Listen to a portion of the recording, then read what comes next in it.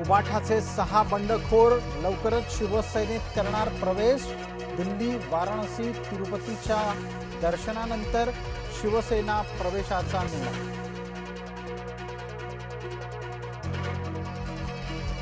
विधान परिषद निवडणुकीमध्ये महायुतीचाच डंका। 17 पैकी 16 जागांवर महायुतीचे उमेदवार विजयी।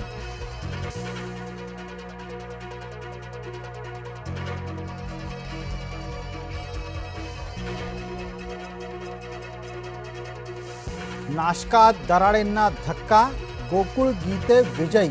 अपक्ष उमेदवाराच्या विजयामुळे दराडे संतापले।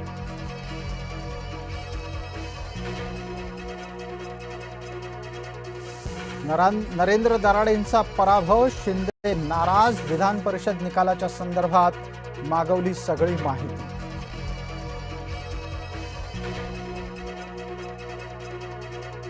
नागपुरात राजीव पोद्दार यांनी मारली बाजी, काँग्रेसच्या अतुल लोंढेंचा दारुण पराभव।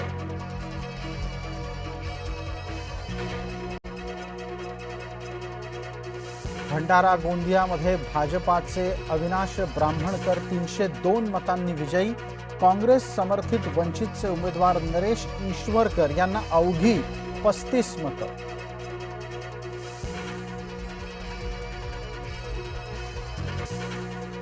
अमरावतीत प्रवीण पोटे पाटील जिंकले, वंचितच्या निलेश विश्वकर्मांना मिळाली अवघी 31 मतं।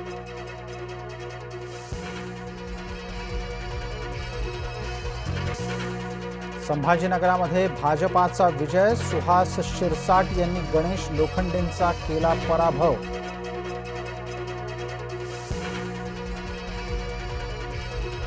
भाजपाचे उमेदवार बसवराज पाटील यांचा विजय, धाराशिवमध्ये 845 मतांनी बसवराज पाटील जिंकले।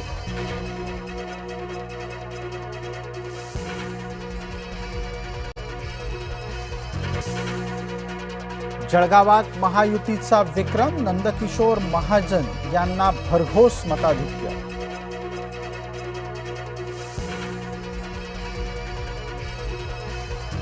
कृष्णा नरेश पाटील अष्टीकरांची हकालपट्टी, पक्षविरोधी कारवाई केल्याचा ठपका।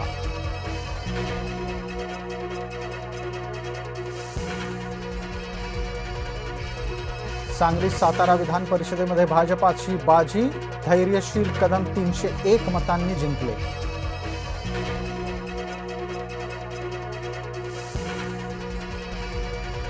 खासदार ओम राजे निंबाळकर यांनी अखेर उबाठाला केला नमस्कार, शिवसेनेत जाण्याचा निर्णय केला घोषित।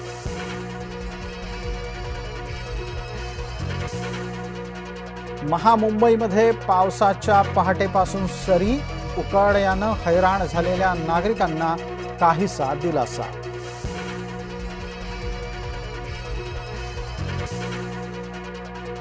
मुंबईला पाणी पुरवठा करणाऱ्या धरणात आता फक्त 8% पाणी साठा, अप्पर वैतरणा धरणातून पाणी वापरण्याचं नियोजन सुरू।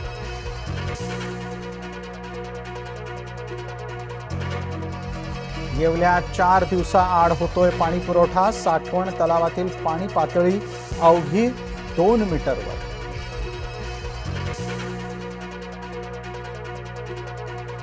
विठ्ठल आणि रुक्मिणी मातेचं दर्शन 23 आणि 24 जूनला बंद राहणार, मूर्ती संवर्धनाच्या निमित्तानं घेतला गेलाय निर्णय।